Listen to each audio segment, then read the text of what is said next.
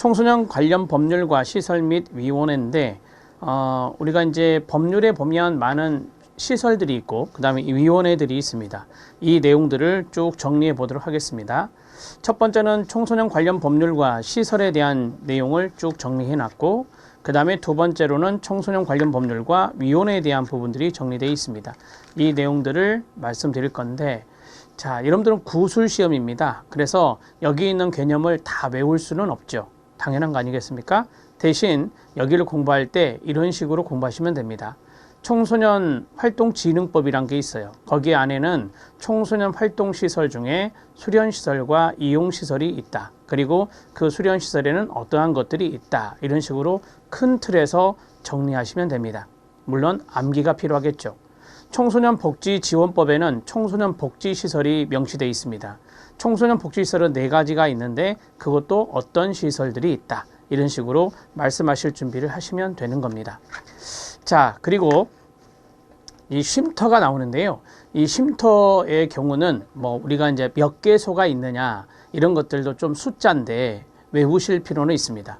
여러분들이 이제 면접에 나왔던 족보들을 보면 이러한 쉼터에 뭐 예를 들어서 일시 쉼터가 있고 단기 쉼터가 있고 중장기 쉼터가 있는데 지금 현재 몇 개소가 있는 것으로 알고 있습니다. 이런 식으로 말씀하시는 것이 필요하죠. 자, 몇 개소가 있는지 그거는 숫자이기 때문에 숫자는 외워주시는 게 좋겠습니다.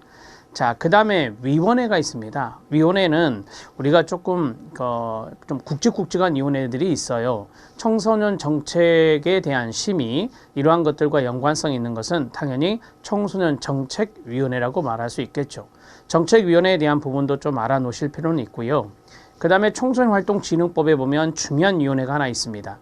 그게 바로 이제 수련시설 안에 설치해야 되는 운영위원회가 있습니다. 청소년 운영위원회도 알아두실 필요는 있습니다.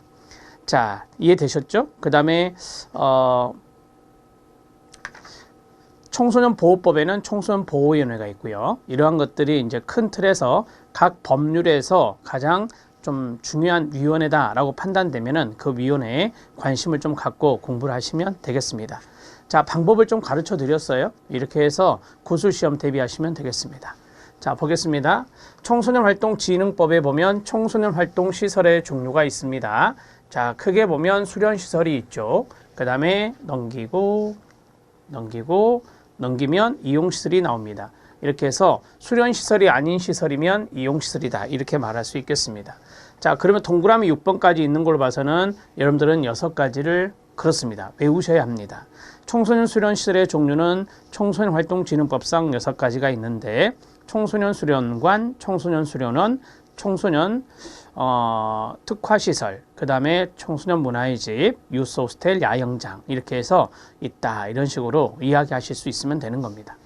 자, 청소년 수련관이 있습니다. 청소년 수련원이 있고요. 이 두 가지의 차이점은 무엇일까요? 여기 보면 숙박 기능을 갖춘 생활관이 있고 없고의 차이입니다. 숙박 기능을 갖춘 생활관이 있으면 수련원이 되고 그것이 아니면 수련관이 됩니다. 자, 우리가 이제 숙박 기능이 있다라고 한다면 이제 거기서 잠을 자는 거죠. 잠을 자고 이제 거기서 프로그램을 계속해서 몇 박 며칠간 할 수 있는 것이 바로 이제 수련원이다. 그렇지 않고 다양한 수련권을 실시하고 각종 시설 설비를 갖춘 종합수련시설, 일종의 그렇습니다. 생활시설이라기보다는 이용시설의 성격이 있는 게 수련관이다. 이렇게 말할 수 있겠습니다. 여기 뒤에 내용은 똑같아요. 다양한 수련거리를 실시할 수 있는 각종 시설과 설비 갖춘 종합시설이면서 숙박 기능이 있다면 수련원이 됩니다. 자, 문화의 집입니다. 자, 문화의 집은 간단한 수련 활동을 실시할 수 있는 시설이나 설비를 갖춘 가로, 정보나 그 다음에 문화, 예술 중심의 수련시설 이렇게 정리하시면 되겠죠. 자, 문화의 집이잖아요. 그래서 문화, 예술, 정보 이러한 중심의 수련시설이 문화의 집이 되겠습니다. 자, 그 다음에 청소년 특화시설이 있습니다. 특화시설은 직업체험부터 직업체험, 우리가 이제 좀 특화되었다라고 이야기할 때는 이런 것들이 여기에 들어갈 수 있겠죠. 특정 목적입니다. 그래서 직업체험의 목적이나 문화예술의 목적이나 과학정보의 목적이나 환경 등의 목적, 이러한 것들의 청소년 활동을 전문적으로 실시할 수 있는 시설과 설비를 갖췄다면 우리가 이제 특화시설이다 말할 수 있습니다. 청소년 미디어 센터라든지 청소년 문화 교류 센터라든지 청소년 직업체험센터라든지 청소년 성문화센터 이런 것들이 바로 특화시설의 종류라고 말할 수 있겠습니다. 조금 여기에 관심을 갖고 보셔야 됩니다. 청소년 특화시설에 어떤 것들이 있습니까? 라고 면접위원이 물어볼 수 있거든요. 그러면 생각나는 대로 미디어 센터나 문화교류센터나 뒤에 이제 다 센터로 끝나죠. 직업체험센터나 그 다음에 성문화센터 이런 것들이 있는 것으로 알고 있습니다. 자, 야영장입니다. 야영에 적합한 시설 설비를 갖추고 수련거리, 야영 편의를 제공하는 수련시설을 야영장이라고 하죠. 자, 그 다음에 이제 유스호스텔이 있습니다. 유스호스텔은 많이 들어보셨을 거고, 자, 숙박, 체류에 적합한 시설 설비와 부대 편익 시설을 갖추고요. 숙식 편의 제공하죠. 여행 청소년의 활동 지원 등을 주된 기능하는 것이 바로 유스 호스텔이다. 야영장하고 좀 다르죠. 야영장과 유스 호스텔은 좀 다르다라고 보시면 되고, 여행 청소년의 어떤 편의 제공하고 활동 지원 이런 것들을 위한 것이 유스 호스텔이다. 이렇게 보시면 되겠습니다. 자, 여러분 실력 따지게 보면 청소년 수련 활동의 구성 요소가 있습니다. 여러분들이 이제 수련 활동과 연관된 활동을 많이 하실 거예요. 이제 청소년 지도하시면서.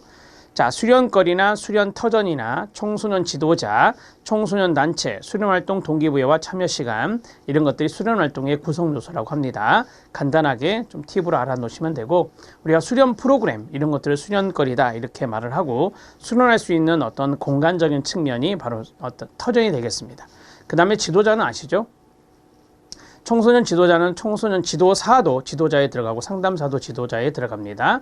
청소년 활동에 정수하는 그러한 분들이 다 청소년 지도자에 포함된다. 이렇게 생각할 수 있습니다. 청소년 수련 활동할 때 청소년 단체도 빠질 수는 없어요. 청소년 단체라든지 수련 활동에 대한 동기부여, 그 다음에 수련 활동에 대한 참여 시간 이런 것들이 다 구성 요소다. 이렇게 간단하게 알아놓고 대비하시면 되겠습니다. 자, 이제 이용시설 보겠습니다. 이용시설은 수련시설이 아닌 시설로서 그 설치 목적의 범위에서 청소년 활동의 실시와 청소년의 건전한 이용 등에 제공하는 시설이 되겠습니다. 자, 청소년이 이용할 수 있는 시설들, 문화시설이나 과학관이나 체육시설이나 평생교육시설이나 자연휴양림이나 수목원이나 사회복지관이나 시민회관이나 공원 등이 말 그대로 청소년이 이용할 수 있는 시설이다. 이렇게 보시면 되겠습니다.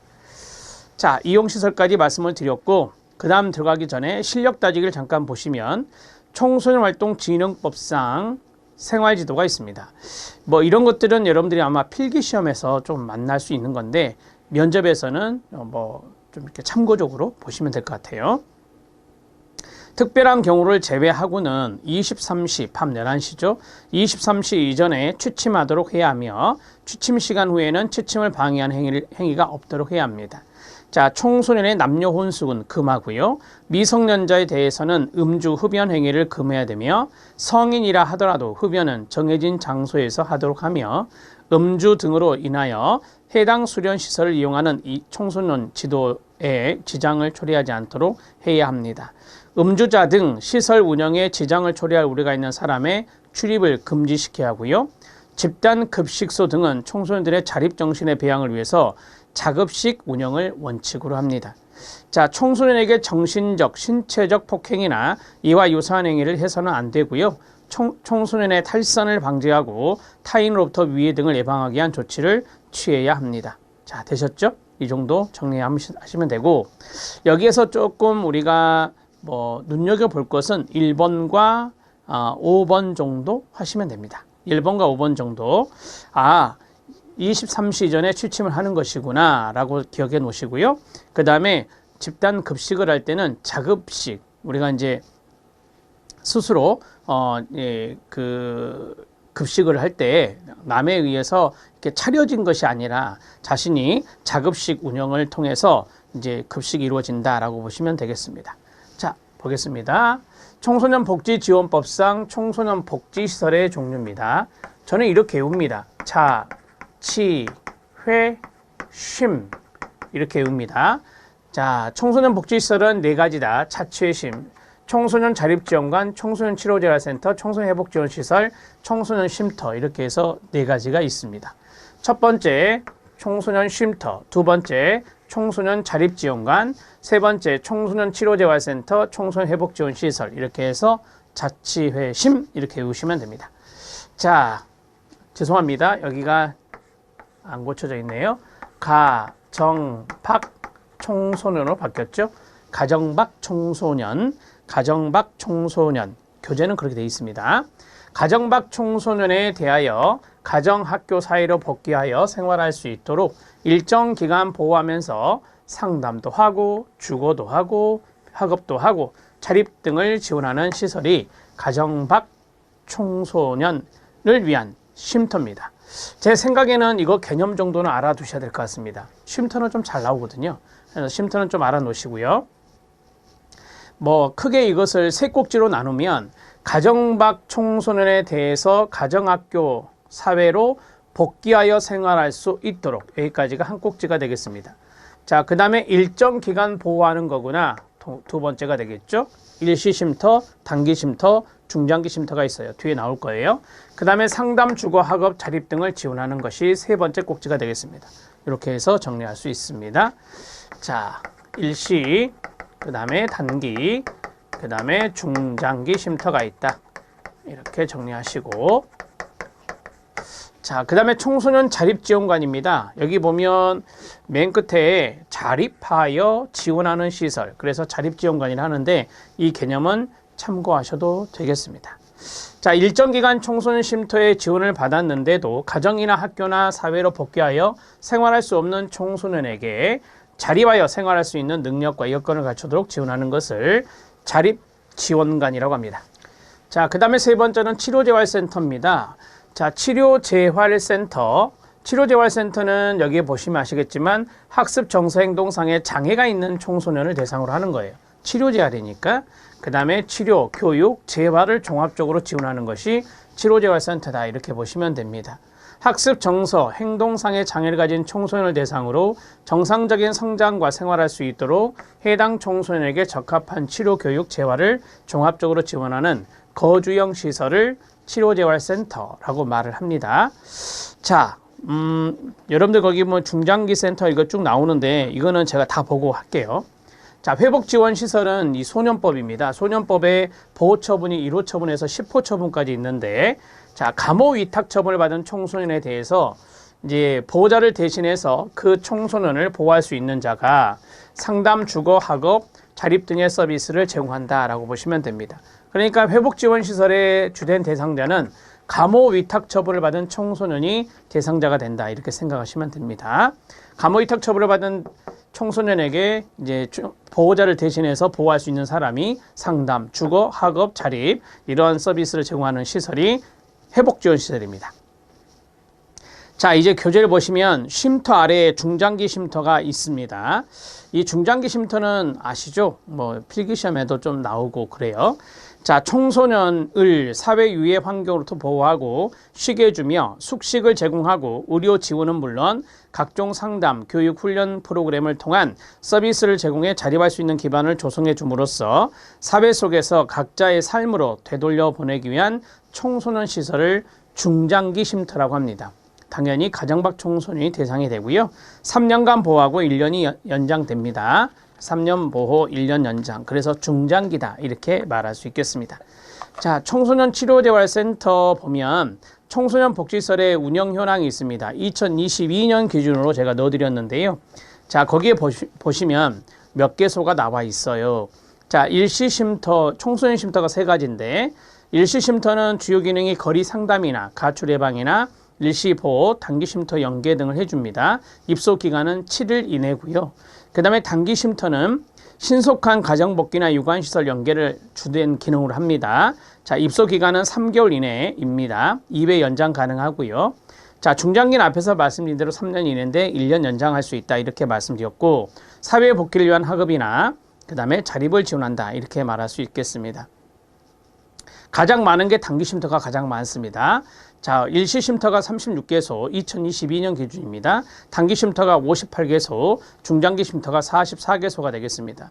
이 수치 조금 알아놓으면 도움이 되겠다라고 말씀을 드렸습니다. 아마 여기 다음에 없어서 제가 지금 쭉 말씀드리고 있는 건데요. 그 다음에 자립지원관이 10개소가 있습니다. 주거안정 기반의 자립 사례관리가 주된 기능이고 1년 이내 최대 2년까지 됩니다. 그래서 1년 연장할 수 있네요. 회복지원시설은 모두 15개소가 되겠습니다. 훈육이나 생활지원이나 자립지원이 되고요. 법원 결정을 통해 6개월 이내 1회 연장 가능한데 기본적으로는 6개월이 원칙입니다. 자, 여기 있는 입소 기간은 신경 쓰지 마시고요. 자, 여기 몇 개소 정도 있느냐 이런 것들 좀 머릿속에 좀 기억해 놓으세요. 자, 일시 쉼터가 38개소였죠. 6개소. 그 다음에 가장 많은 단기 쉼터가 58개소가 됩니다. 중장기 쉼터가 44개소. 대개 이 쉼터가 좀 더 잘 나오고 있기 때문에 밑에 있는 자립지원관이나 회복지원시설보다는 쉼터의 숫자를 더 잘 외워놓으시면 됩니다. 36, 58, 44 이렇게 외우셔도 되겠네요. 365844, 365844 전화번호 외우듯이 365844 그러면 일시, 단기, 중장기 이렇게 정리할 수 있겠죠. 자, 이제 법률과 위원회 들어갑니다. 법률과 위원회는 앞에 있는 시설보다는 조금 더 로딩이 덜 심합니다. 시설은 좀 외우셔야 되는데 암기해야 되고 숫자도 있는데 여기는 좀 그런 게 좀 없기 때문에 좀 편하게 공부하셔도 됩니다. 자, 청소년 기본법에 보면 청소년 정책위원회가 있습니다. 상당히 이제 우리가 청소년의 일반법에 해당되는 것을 기본법이라 하는데 여기에 청소년 정책위원회가 있어요. 여기 있는 것은 여러분들 신경 쓰지 않으셔도 되고요. 자, 청소년 정책의 주요 사항을 심의하고 조정하기 위해서 여성가족부에 청소년 정책위원회를 두겠죠. 청소년 정책에 대한 아주 중요한 부분들을 많이 하겠죠. 심의하고 조정하는 것을 여성가족부에 둔다. 자, 다음의 사항을 심의 조정한다. 이건 참고하셔도 됩니다. 청소년 육성에 관한 기본계획 수립에 관한 사항을 하는데 이게 5년마다 수립하고 있는 거죠. 청소년 정책의 분야별 주요 시책에 관한 거나 제도 개선에 관한 거나 청소년 정책을 분석하고 평가에 대한 것이나 이런 것들이 여기에 들어갑니다. 자, 둘 이상의 행정기관에 관련되는 청소년 정책의 조정에 관한 사항. 자, 심의 조정한다 그랬잖아요. 그래서 조정하는 업무도 담당하고 있습니다. 자, 두 번째는 이제 청소년 기본법에 보면 지방 청소년 육성위원회가 있습니다. 지방이라 했으니까 시도지사와 시장군수 구청장 소속으로 지방 청소년 육성위원회를 두고 있습니다. 청소년 육성에 관한 그렇습니다. 지방자치단체의 정책도 있을 거 아닙니까? 그것을 심의하기 위해서 시도지사, 시군구청장 소속으로 지방 청소년 육성위원회를 두고 있습니다. 자, 그러면 중앙에는 뭐가 있다? 중앙에는 청소년 정책위원회가 있고 지방에는 뭐가 있다? 지방 청소년 육성위원회가 있구나 이렇게 보시면 되겠습니다. 청소년 기본법의 내용입니다. 이제 법을 좀 다르게 하죠. 청소년 활동 진흥법에 보면 청소년 운영위원회가 있습니다. 제가 이거 중요하다고 말씀을 드렸는데 자, 여기 보면 수련시설이 나오죠. 우리가 앞에서 봤던 수련시설입니다. 자, 청소년 수련시설을 설치 운영하는 개인이나 법인이나 단체나 위탁 운영단체, 자, 이하 청소년 시설 운영단체라고 할 수 있습니다. 이 단체는 청소년 활동을 활성화하고 그 다음에 청소년의 참여를 보장하기 위해서 청소년으로 구성되는 청소년 운영위원회를 운영해야 합니다. 1번이 중요한 거네요. 그렇죠? 1번이 가장 핵심이에요. 그래서 수련시설 운영단체, 수련시설 운영단체라고 하면 돼요. 운영단체는 첫 번째가 청소년 활동을 활성화한다. 그 다음에 두 번째는 청소년 참여를 보장한다. 거기에서 청소년 운영위원회를 둬야 되는데 그렇습니다. 청소년으로 구성된다. 청소년으로 구성된 운영위원회를 둬야 됩니다. 수련시설 운영단체의 대표자는 청소년 운영위원회의 의견을 수련시설 운영에 당연히 반영해야 되죠. 그래서 운영위원회를 하는 거예요. 청소년의 참여를 보장하는 거니까. 그래서 청소년의 의견을 잘 들어서 시설 운영에 반영해야 된다는 것이 강행규정, 의무입니다. 자, 좀 중요한 걸 했고요. 그 다음에 이제 청소년복지지원법에 보면 청소년복지심의위원회가 있습니다. 자, 청소년복지지원법에 보면 청소년복지심의위원회 심의사항이 있는데요. 자, 이것은 이제 참고하시면 되는데 여기에 보시면 위기청소년, 특별지원대상 청소년, 그 다음에 통합지원체계 운영, 이게 시스넷이죠. 시스넷. 자, 그 다음에 청소년 안전망이라고 하는 거, 그 다음에 필수 연계기관이 있겠죠. 그다음에 위기 청소년이 나옵니다. 아, 청소년 복지 심의위원회에서 대개 CSNET, 청소년 안전망에 관한 부분들을 많이 심의를 하구나라고 보시면 됩니다. 위기 청소년의 가족 및 보호자에 대한 여비 등 실비 지급에 관한 사항이나 특별 지원 대상 청소년 선정에 관한 사항이나 선도 대상 청소년 선정에 관한 사항이나 통합 지원 체계 운영 실태 점검이나 활성화 방안에 관한 사항이나 필수 연계기관이 있습니다. CSNET에 들어오는 필수 연계기관들, 위기 청소년 지원 연계 활성화 방안에 관한 사항이나 위기 청소년의 발견과 보호, 관련된 정책 조례 규칙의 제정, 개정 제한에 관한 사항, 이런 것들을 청소년 복지 심의위원회에서 심의하구나 라고 보시면 되겠습니다. 자, 청소년 복지 지원법에 있는 이 위원회는 어떤 업무를 하는지 그것만 대략적으로 알아놓으시면 되겠습니다. 자, 그 다음에 5번입니다. 청소년 보호법에 보면 청소년 보호위원회가 있습니다. 자, 당연히 여성가족부에 있는데 여성가족부 장관 소속으로 다음의 사항을 심의하고 의결기구입니다. 의결기구 결정합니다.